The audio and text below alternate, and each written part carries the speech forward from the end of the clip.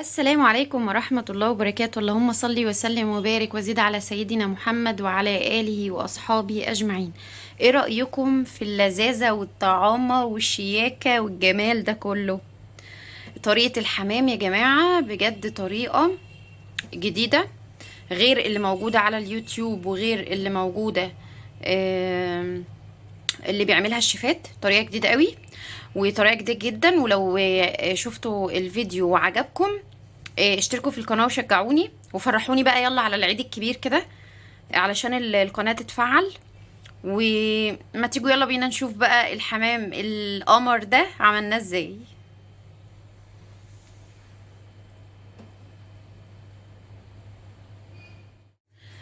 بصوا يا جماعة، الحمام ده انا كنت جايباه بقى اخر رمضان بس ما عملتوش بصراحة. يعني هعمله بقى النهاردة. و... ودي مية اللي هو محلول النقع بتاعه، حاطة فيها دقيق ومية بس. تمام. وهغسله وارجع لكم. بصوا بقى يا جماعة، انا بعمل الحمام بطريقة مختلفة غير بقى اليوتيوب خالص وغير الشيفات. فهغسله وهرجع لكم تمام عشان ما اضيعش وقتكم ووقتي. فهظبط الدنيا كده واغسله كويس وهنقعه بقى في الدقيق والملح، وبعد كده ارجع لكم. بصوا يا جماعة، انا قلت كده اجيب معاكم الحمام الجزئية دي. انا نضفت خلاص اهو الكمية كلها، فقلت اوريكم دي. تمام. انا اول حاجة بشيل الجزء اللي هما الاتنين اللي في الجناح دول، لازم دولت يتشالوا. في ناس بتسيبهم عشان ترجع الحمام لورا، انا بشيلهم لان هما موضع زفارة. دي اول حاجة. تمام. وتاني حاجة هوريكم برضو كمان، هي بس عشان الحمامة لسه متجمدة فهشيل بس الكبد والقوانص من جواها، واوريكم الجزئية التانية اللي لازم تتشال برضو. بصوا لي كده، الجزئية دي اهو كده ظاهرة في الكاميرا اهو. الجزء اللي تحت ده في الورك، ده اللي عند الورك ده مصدر زفارة، سواء في البط في الفراخ في الحمام. لازم الجزئية دي تتشال اهي. دي موضع زفارة، لما تتشال ريحة الزفارة بتروح. واللي هي في الجناح دي، دولت اهم حاجة. بعد كده تنظيف الحمامة سهل اصلا، هو الحمد لله ما فيهاش ولا اي حاجة ولا زغب ولا حاجة. بتشوفي هنا لو في اي حاجة من بقايا اكل او كده وبتنضفيها عادي جدا. تمام. انا اهم حاجة قلت اقول لكم على الجزئيتين دول اهم حاجة في تنظيف الحمامة.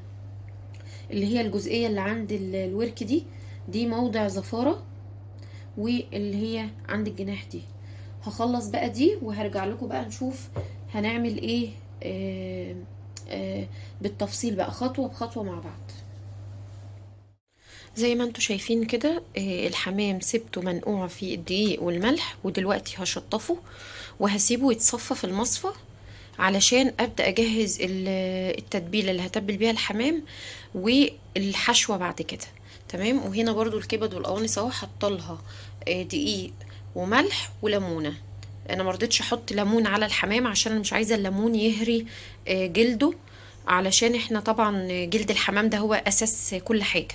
فهبدا اصفي الحمام واحطه في المصفى، والكبد والقوانص نفس الموضوع خلاص كده. وهجهز معاكم الحشوه والتتبيله اللي هتبل بيها الحمام. هنا خلاص صفيت الحمام وحطيته في المصفى يتصفى كويس جدا، وكمان الكبد والقوانص لازم تصفى كويس جدا. لازم نصفيه كويس جدا قبل ما نتبله. يلا بينا بقى اجيب الكبه بتاعتي واجي اقول لكم على التتبيله. هي بسيطه جدا وسهله، يلا بينا نشوف. انا جبت الكبه بتاعتي اهو، وكل اللي هعمله ان انا هعمل ايه، هحط فيها بصلتين وملح وفلفل بس، كأنك بتتبلي فرخة وهتسلقيها. هي دي تتبيلة الحمام والكبد والقوانص. هتبله واركنه على جنب واسيبه في التتبيلة شوية كده حلوين، عبال ما انا بقى اجهز الحشوة بتاعته. خلاص. فانا هنا جايبة بصل اهوت كنت مجهزاه، نحطه بس كده في الكبة. ولو احتجت بصل تاني عشان التتبيلة عشان الحشوة بتاعته هاخد ممكن اخد واحده كبيره كمان عشان الحمام عندي ايه كتير. تمام كده.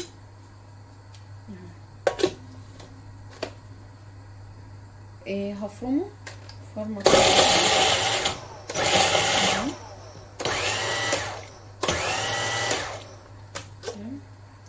هجيب معاه ملح وفلفل وبعد كده هرجع لكم. انا جبت اهو الملح يا جماعه والفلفل، هنحط بس شويه كده ايه حلوين كده، ونبقى طبعا عاملين حسابنا ان احنا حاطين ملح، يعني نبقى ايه واخدين بالنا واحنا بنملح بقى الشوربه الكلام ده. طبعا في الوقت ده انا عامله ايه بقى، جايبه الحله الكبيره بتاعتي وملياها ميه وايه، وبسخن الميه لان الحمام لازم ينزل على ميه سخنه بتغلي وصلت لدرجه الغليان وغليان كويس. والحمام اصلا لو صغير زي ده كده وبلدي وانت عارفه ان هو بلدي يعني ما هوش هيقعد كتير. تمام،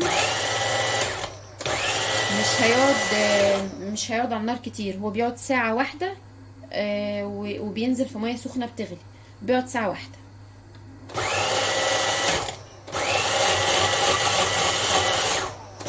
انا عايزه انعم البصلتين دول علشان دول اللي هتبل بيهم، فعايزه انعمهم شويه.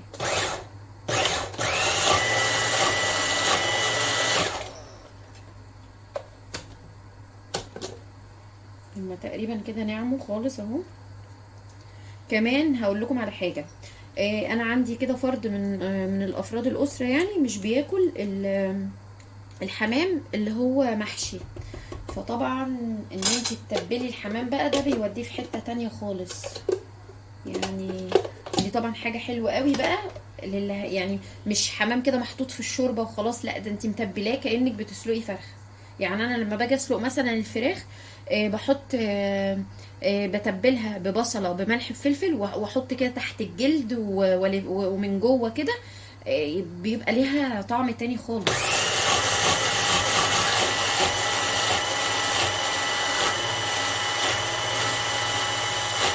بس هي كده خلاص بقت جاهزه معايا. هجيب طبق بقى وافضيها فيها ونتبل مع بعض الحمام.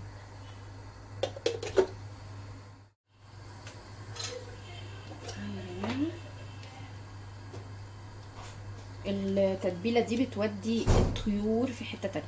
طب انتوا عارفين بقى البط لو انت بقى على بيات وعملتي له بقى البصلايه بالملح بالفلفل ده وتحت الجلد بقى والكلام ده، انا مش عايزه اقول لك، وحطيتيه في طبق وحطيتيه وعملتيه لفتيه بستريتش رول وحطيتيه على رف التلاجة لتاني يوم وطبختيه تاني يوم، انا مش عايزه اقول لك ذكر البط هيروح في حته تانية خالص.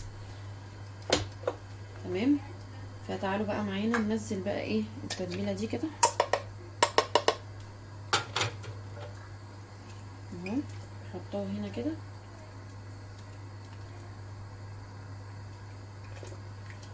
مش عارفه انا مداريه بايدي تقريبا. انا كان نفسي اعمله في رمضان بس بقى اللي حصل لي اواخر رمضان وبسبب كده ما كنتش بصور، هحكي لكم بقى في فيديو تاني. يعني اللي حصل لي لا كان على البال ولا على الخاطر، هبقى احكي لكم بقى ان شاء الله في فيديو تاني باذن الله. تمام، حلو قوي كده. وحطينا كمان ايه عليه بقى الملح والفلفل بالمره. احنا بقى هشوف بقى الحمام ده، هشوف كده التصفيه بتاعته ايه. تمام، ممكن انقله بقى في طبق تاني. بس انا هجيب طبق تاني احسن.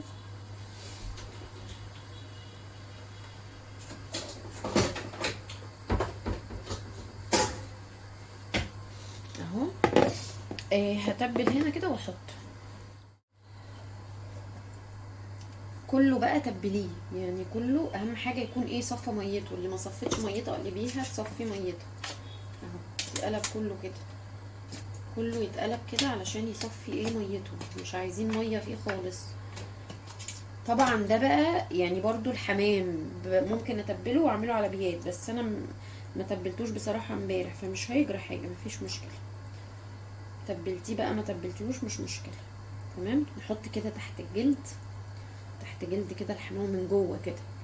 حطي كده، خلي البصلايه بالملح والفلفل كده، يعني ايه، الحمامه كده تاخد وتدي معاها كده اهو تحت الجلد كده وعند الوراك كده اهو. يا رب يكون واضح لكم. بصوا بقى يا جماعه، هي الطريقه دي مش طريقه انا مخترعاها ولا بتاعتي ولا الكلام ده. التتبيله كمان لما تيجوا تشوفوا انا بعمل التتبيله ازاي، سوري، الحشوه، هي مش طريقتي، هي طريقه زمان وايام زمان، طريقه امي وجدتي، طريقه زمان. تمام. الحمامه دي انا مش هحشيها، تمام، عشان انا قلت لكم ان في فرد من الافراد الاسره مش بياكل الحمام محشي، فانا هتبلتها له كده بالف هنا ايه وشفا كده، احلى حاجه من بدل ما تبقى اللي هي مسلوقه بس في شوربه كده. تمام. وهعمل كمان اللي هي دي جلدها باظ مني، فهعملها برضو بما ان هي بقى ايه مش هتتحشى اهو. وهتبل كله بنفس الطريقه. التتبيله بصلتين او على حسب كمية الحمام، يعني لو عاملة كمية اصغر يبقى بصلاية وملح وفلفل وبس، واضربيهم في الكبة ضرب ناعم وايه، وغلفي بيهم الحمامة كده من بره ومن جوه. ويا سلام ده لو اتعمل على بيات، يعني يا سلام لو ده اتعمل على بيات. خلاص كل الحمام هعمله بنفس الطريقة زي ما انتوا شايفين كده من بره ومن جوه. دي حاجة غير الحشوة، دي حاجة غير حشوة الحمام. انا عارفة ان ناس كتير هتستغرب، لا دي بقى بتودي الحمامة في حتة تانية خالص اهو كده. الطريقة دي يا جماعة طريقة جدودنا، الطريقة بتاعت زمان. اللي مش هحشيهم قفلتها خلاص. تمام. دي بس عايزة ايه رجلها تدخل هنا كده، لكن اللي هيتحشوا انا لسه سايباهم مفتوحين دول لسه. تمام.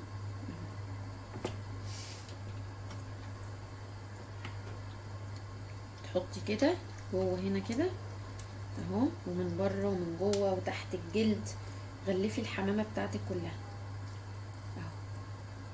يا رب يكون واضح لكم كده اهو، تحت الجلد وفوق وتحت اهو. وقلبي الحمامه كده بالبصله والملح والفلفل، تودي الحمام في حته تانية خالص. ولا دكر البط بقى، يا سلام يا سلام يا سلام على دكر البط لما تعمليه من على بيات وتتبليه. على فكره يا جماعه اي طيور عموما لو تبلتيه على بيات، حتى لو فراخ بانيه ومش هتعمليها فراخ بانيه، يعني هتعمليها مثلا اي حاجه تانية، إيه لما الحاجه بتتبل بتودي يعني الطيور في حته تانية، وخاصه الطيور اهو. خلاص كده همسكها من بره ومن جوه كده. اتحداكي لو بعد الحركه دي وشميتوا ريحه زفاره في الحمام، اتحداكي بعد ما خلاص عملتيها بالبصله والملح والفلفل، اتحداكي لو انت شميتي ريحه زفاره تاني. على فكره الحمام مهما غسلتيه ممكن يبقى فيه ريحه زفاره وتفضل ريحه الزفاره فيه. تمام. لكن بعد ما تعملي له الحركه دي اتحداكي لو انت شميتي ريحه زفاره في الحمام اهو. ونغلفه بقى يمين شمال كده ولا اي حاجه. وطبعا الحتتين اللي انا وريتهم لكم اللي هي اللي في الجناح واللي في الورك هنا دي، ساعه ما تشيلوهم اي ريحه زفاره هتروح، مش هيبقى في اي ريحه زفاره نهائيا. خلاص كده اهو. وهعمل تحت الجلد اهو. وتحدي لو شميتي ريحه زفاره بعد ما تعملي كده، والله العظيم الحركه دي ان انت تتبلي الحمام قبل ما تحشيه، يعني هيخليكوا تاكلوا الحمام بعضمه وتاكلوا صوابعكم كمان وراه. تمام. انا هخلص باقي الكميه وهرجع لكم. بصوا بقى، جبت معايا هنا كوبايتين رز وغسلتهم كويس جدا وصفيتهم من الميه دي. الحشوه خلاص احنا هنا هوت الحمام في التتبيله، وبرده الكبد والقوانص اهي ايه، سبتها في بقيه البصل والملح والفلفل، سبتهم في التتبيله. اهم حاجه ان هما يتبلوا كويس. تمام. وهنا معايا كوبايتين رز غسلتهم وصفيتهم كويس، ومعايا كمان الملح والفلفل، ومعايا سمنه بلدي، ومعايا البصل بتاعي. تمام. ومعايا الكبه اهي. وهنبدا بقى ايه، اول حاجه في الحشوه هعملها هي البصل. هنفرم ايه البصل. ركزوا بقى معايا عشان هنا بقى الاختلاف يعني. سوري انا ما حطيتش السكينه دي، كانت هتبقى ايه، تعمل لنا مشكله لو مليت الكبه.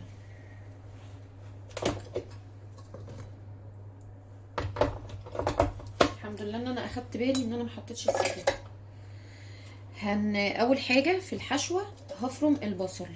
هي الطريقه غريبه شويه، بس هي دي مش طريقتي يا جماعه، ولا طريقه انا اخترعتها، دي طريقه امي وجدتي وطريقه زمان، يعني قبل ما يطلع ان احنا نسوي رز الحمام. انا مش عارفه بصراحه، يعني انا جربت الطريقه دي مره واحده بس، قلت اما اجرب كده ما اشوف طعمها بيبقى عامل ازاي والدنيا بتبقى عامله ازاي. وسويت الرز نص تسويه قبل ما احشيه، وبعدين حشيت الحمام.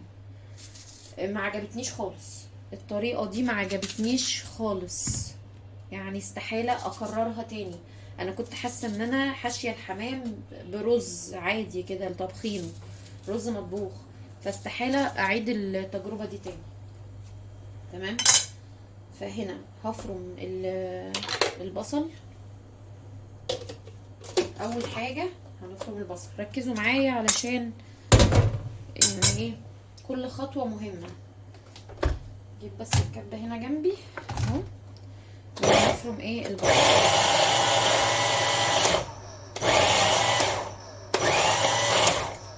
هفرم البصل وارجع لكم. كده اهو انا خلصت فرم البصل، وجبت طبق كبير هحط فيه كل حاجه معايا.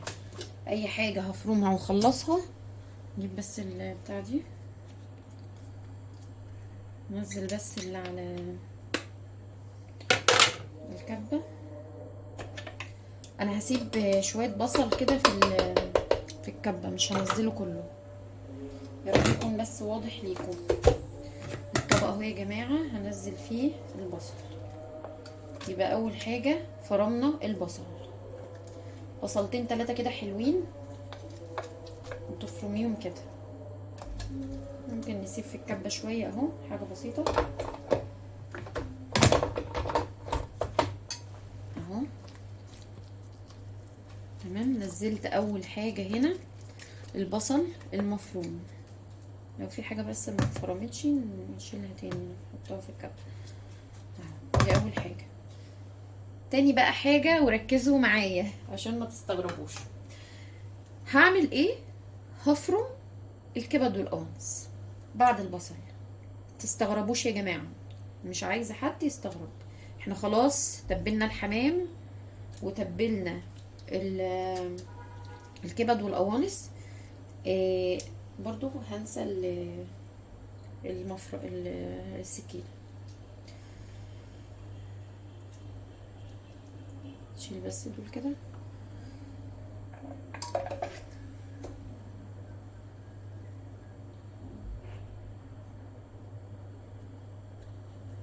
حاجه خلاص حطيت السكينه اهو. هفرم ايه الكبد والقوانص. محدش يستغرب يا جماعه، زمان ما كانوش بيفرموها، زمان كانوا بيقطعوها صغير جدا ويحطوها على البصل والرز. لكن انا لما عملته اكتر من كذا مره، كان في احيانا كتير ما كنتش بقطع الكبد سوري القوانص بالذات ما كانتش بتستوي معايا. يعني ممكن انت مقطعه حتت صغيره ممكن تلاقي حته ما استوتش. تمام. فمنعا ان انا الاقي حاجه زي كده، فبقيت افرمها فين في الكبه. تعالوا بس نشوف وامشوا معايا خطوه بخطوه.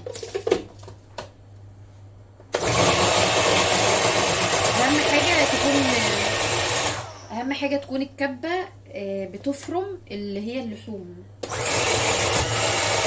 هنفرمها ناعم خالص، هتفرميها جامد؟ هفرمها خالص، هفرمها خالص، وهنزل بيها على البصل، وبعدين هحط الرز عليهم والملح والفلفل والسمنه البلدي، وهقلبهم كويس في بعض. وهي دي حشوه الحمام، هي دي الحشوه بتاعه الحمام اللي انا معتمداها بقالي سنين، واللي اتعلمتها من امي، وامي اتعلمتها من جدتها، ودي بقالها سنين بنعملها. انا معرفش بصراحه ايه موضوع ان احنا نسوي رز الحمام نص تسويه الاول ونحشي بيه. انا مش مقتنعه بيها خالص، ومش متعوده عليها خالص.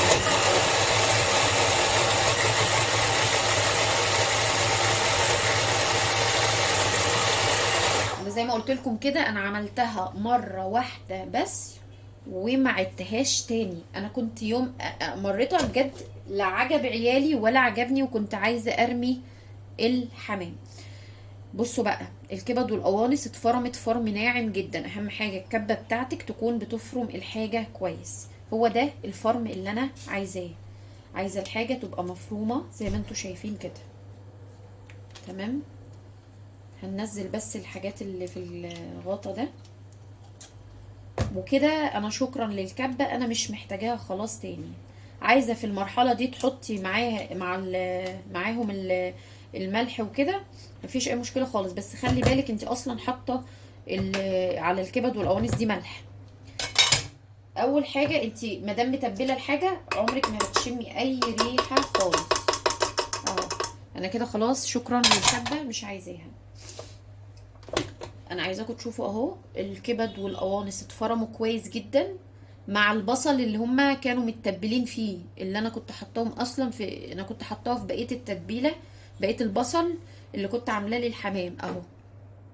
تمام، اتفرموا مع بقيه البصل.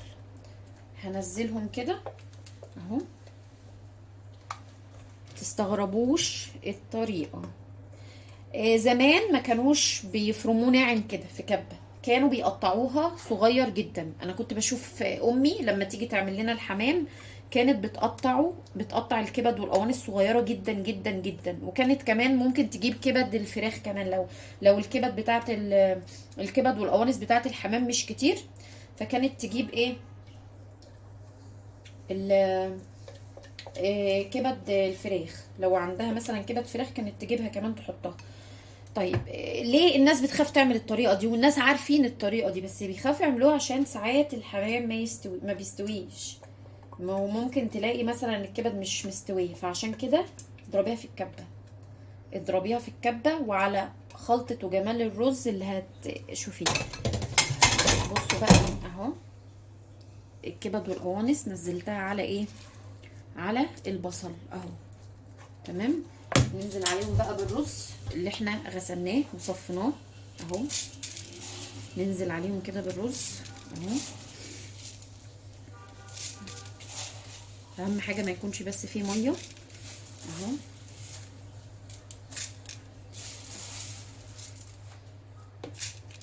تمام كده.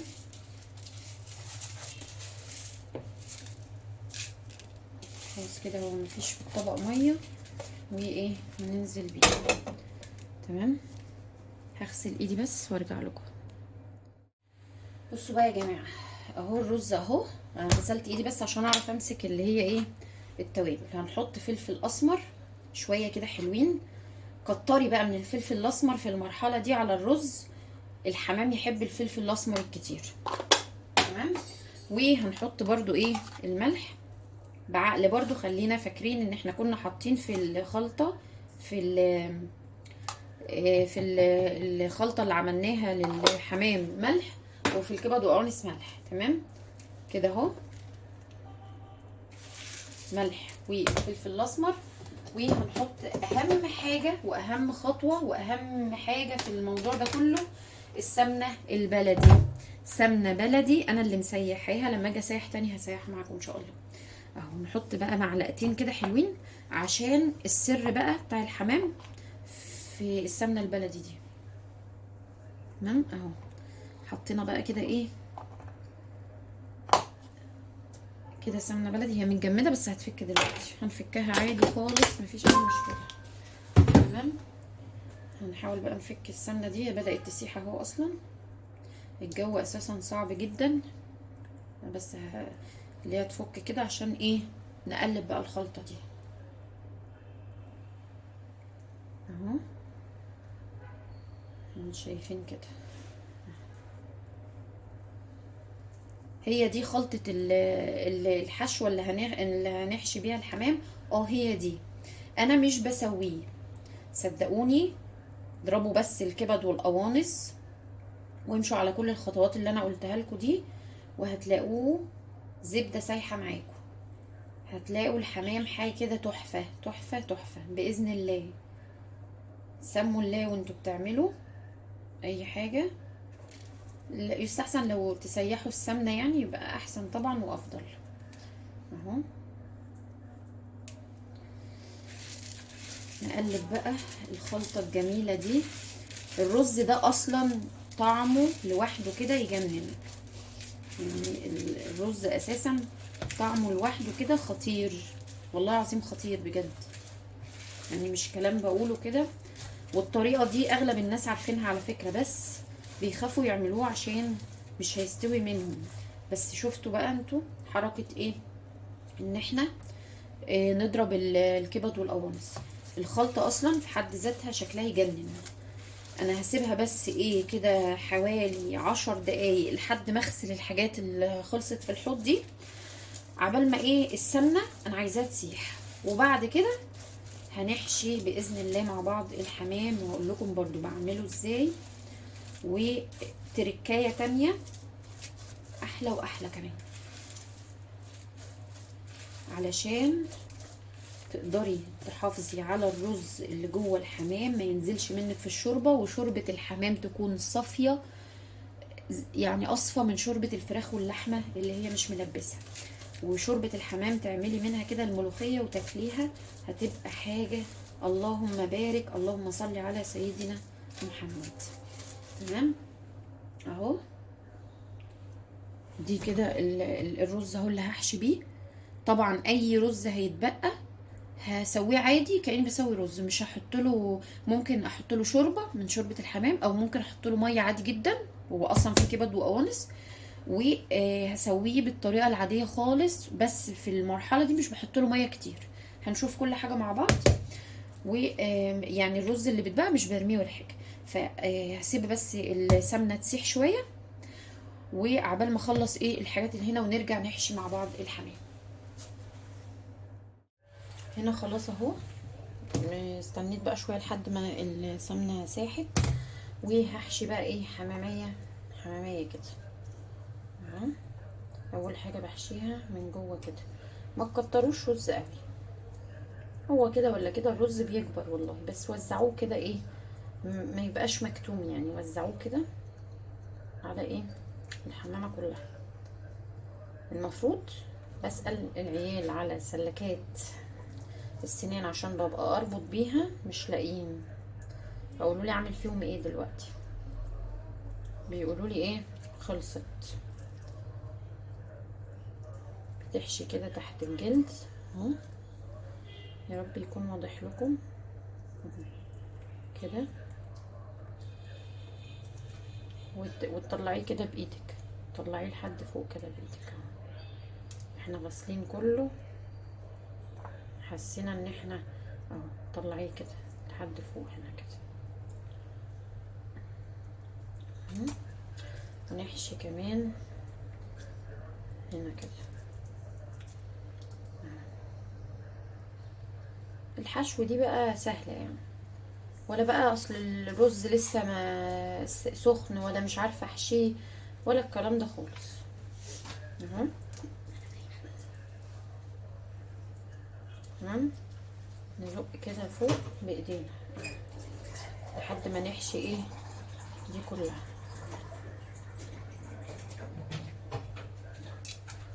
اهو كده.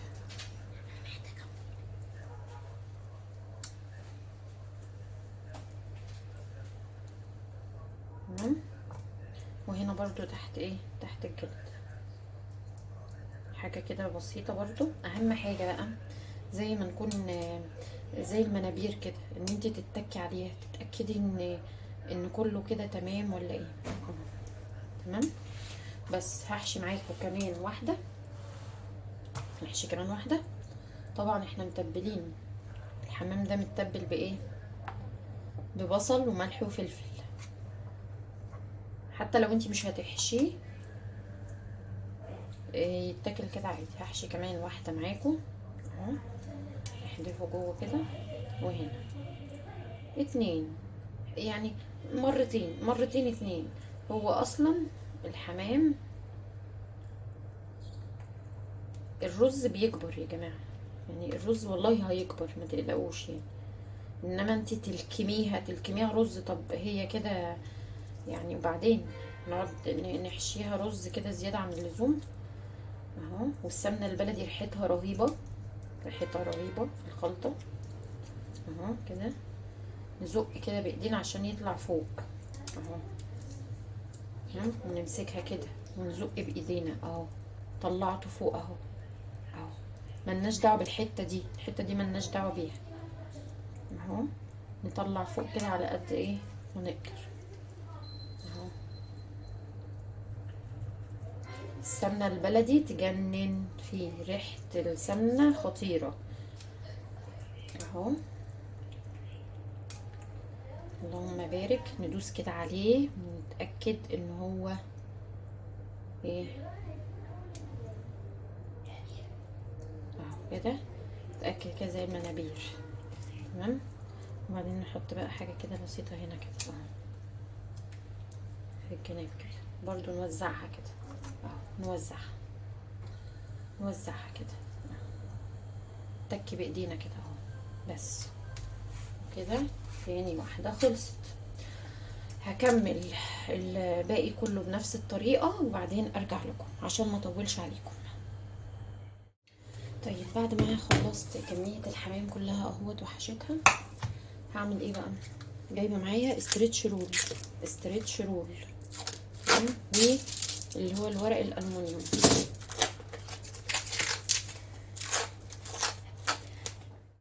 تمام اهو. جبت اهو معايا الاستريتش رول. طب هعمل ايه؟ همسك حماميه كده. ما لقيتش طبعا اللي هو الورق ما لقيتش اللي هي سلكات السنان خلصانه، ومفيش وقت طبعا خلاص دلوقتي، فانا هضطر ان انا الف كل حمامه كده. ما تستغربوش يا جماعه الطريقه، بس دي انا معتمداها والله وبعمل بيها على طول اهو. هلفها كده وهقطع كده تمام. وبعد ما الفها يمين شمال كده اهو، يمين شمال كده اهو. يا هسقطها في الشوربه كده، بس هلفها كمان بورق، يا نحطها كمان في ورق ايه اللي هو الالومنيوم فويل. طب هل هي هتستوي؟ ان شاء الله هتستوي تمام اهو. طب ليه بعمل كده؟ علشان انا الورقه دي جت كبيره شويه، انا مش عايزه الرز اللي جواها يخرج. الشوربه بتلاقيها صافيه زي شوربه الفراخ وزي شوربه اللحمه اللي مفهومش دسم. بلف كل واحده بالمنظر ده كده زي ما انتم شايفين، وهنزلها في الشوربه لما الشوربه تسخن. على شوربه سخنه طبعا، يعني على ميه بتغلي. وهغلف كل واحده كده وهحطهم وهسقطهم معاكم وهتشوفوا بنفسكم تمام. هكمل بقى كله كده مع نفسي وارجع لكم تاني. كده خلاص اهو، لفيت كل الحمام بتاعي بنفس الطريقه في الاسترتش رول وبعدين الورق الفويل، وهشوف بقى الشوربه ويلا بينا. لسه هنسقطه يعني في الشوربه لما تغلي. طبعا الاتنين اللي هم مش محشيين ما لفتهمش في استرتش رول تمام. يلا بينا. انا خلاص اهو. انا كنت قايله لكم ان انا وقت ما انا بدات في الحمام انا كنت بغلي الميه. هسقط طماطميه، بصلايه، وجزرايه.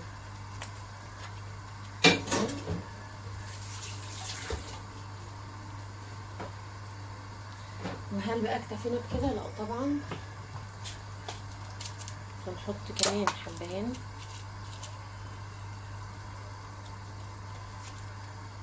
هتقولوا لي طب انت ليه ما حطيتيش توابل تانية في الحمام؟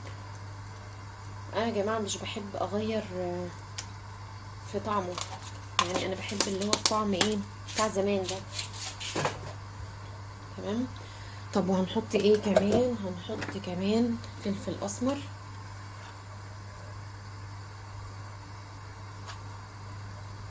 تمام. وهنحط الملح. ومفيش مشكله بعد ما الحمام يغلي كده بشويه ممكن ندوق الملح بتاعه يعني. تمام. حطينا كده الملح عشان ايه الشوربه. نسقط الحمام، الميه بتغلي جدا اهي. نسقط بقى ايه الحمام بتاعنا. بسم الله الرحمن الرحيم. بسم الله. اهم حاجه نثبت على دول كده.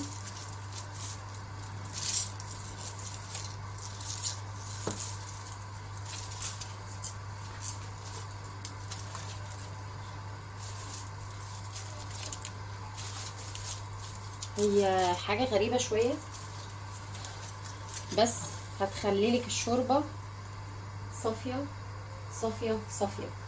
ما ننساش طبعا الاتنين اللي ايه ما اتحشوش دول اهمت، دول اهم حاجه معانا اهو.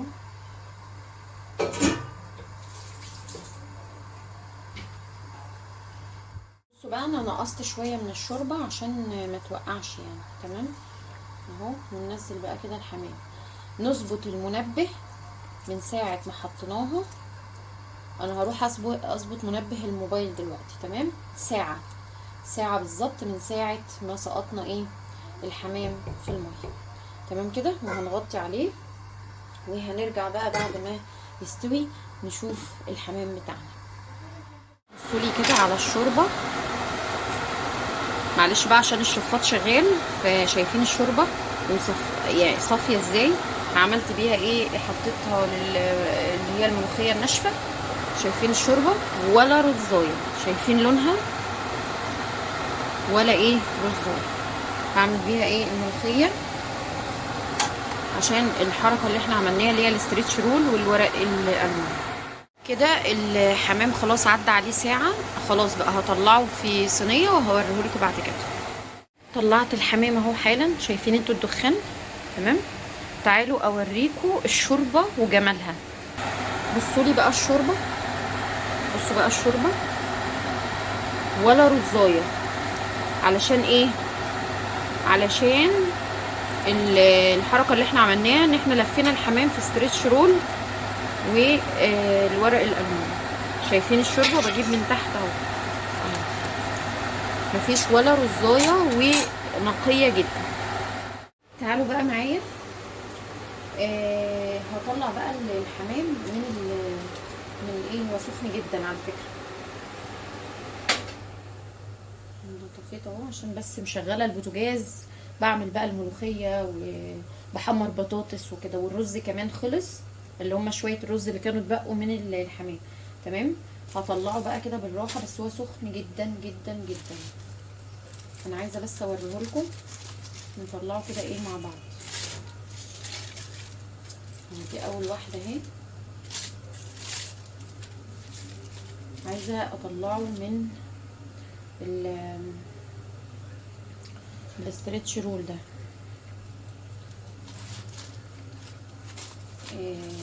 سخن قوي، سخن جدا. بس احنا لازم نطلعه على طول. مش على طول يعني على طول، بس انا عشان مستعجله بصراحه. انا هشيلها احطها هنا احسن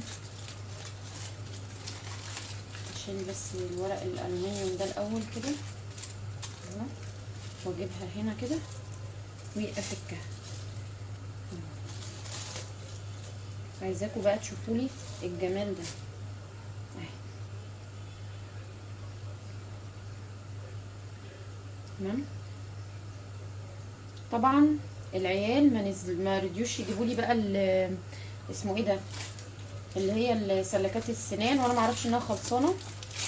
طبعا ببقى اقفلها بسلكات سنان تبقى احسن من كده كمان. اهو انا عايزاكم بس تشوفوها اهي. لسه ايه في الاستريتش رول اهي. والرز استوى يعني مش عايزه اقول لكم. تعالوا كده اوريكم اللي هم شويه اللي وقعوا دول. شايفين الرز عامل ازاي؟ الرز يجنن يا خرابي، والله العظيم يجنن يجنن، تحفه تحفه تحفه. ده بقى لما تتحمر كده بالسمنه البلدي مع الزيت، يا لهوي عليها. هتاكلوا الحمام كده، هتاكلوه